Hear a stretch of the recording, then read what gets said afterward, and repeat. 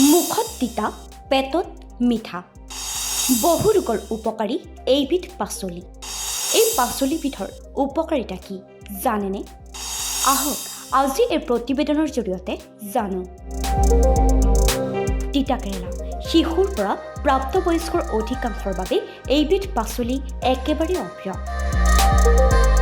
কিন্তু ইয়াৰ সোৱাদ তিতা হ'লেও ই আমাৰ স্বাস্থ্যৰ বাবে অতি উপকাৰী। তিতাকেৰেলাত যথেষ্ট পুষ্টিকৰ উপাদান থাকে, যি আমাক বহু ৰোগৰ পৰা সুৰক্ষিত কৰে। সেয়েহে হয়তো বহুতে কয় ই মুখত তিতা কিন্তু পেটত মিঠা।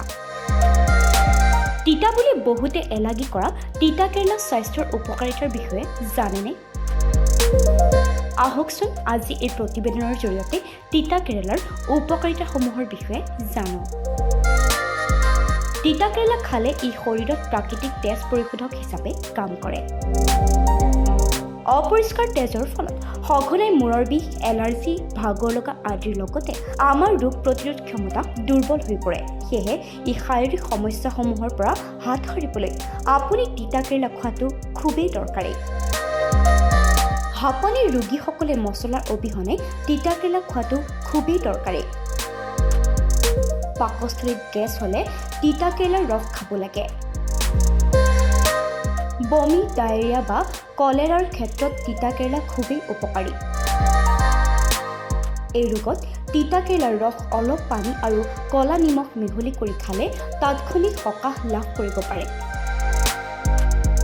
তিতাকেৰেলা যকৃত ৰোগৰ বাবে এক ৰামবাণ।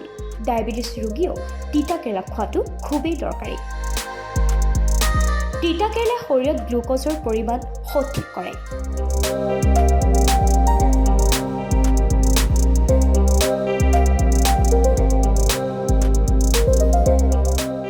News Text Report, this is Live 34.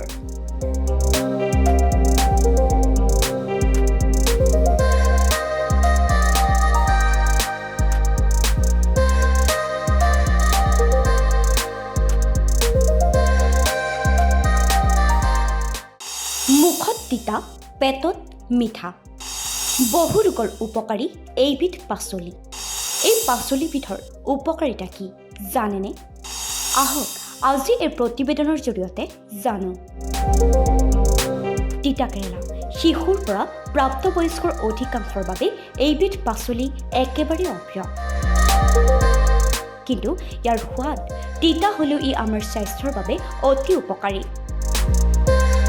তিতাকেৰেলাত যথেষ্ট পুষ্টিকৰ উপাদান থাকে, যি আমাক বহু ৰোগৰ পৰা সুৰক্ষিত কৰে। সেয়েহে হয়তো বহুতে কয় ই মুখত তিতা কিন্তু পেটত মিঠা। তিতা বুলি বহুতে এলাগী কৰা তিতাকেৰেলা স্বাস্থ্যৰ উপকাৰিতাৰ বিষয়ে জানেনে?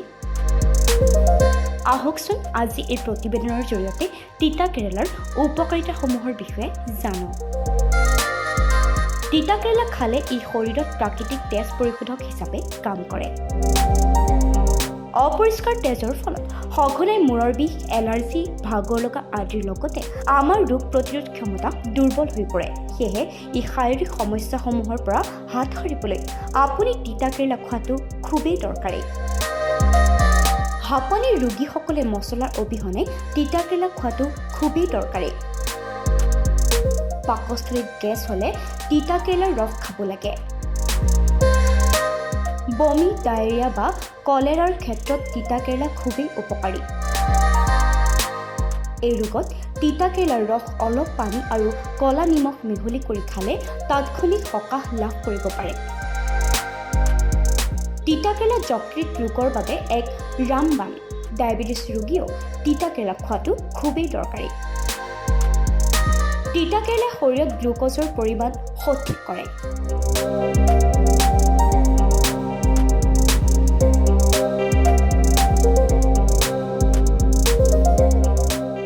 News Text Report, this is Live 34.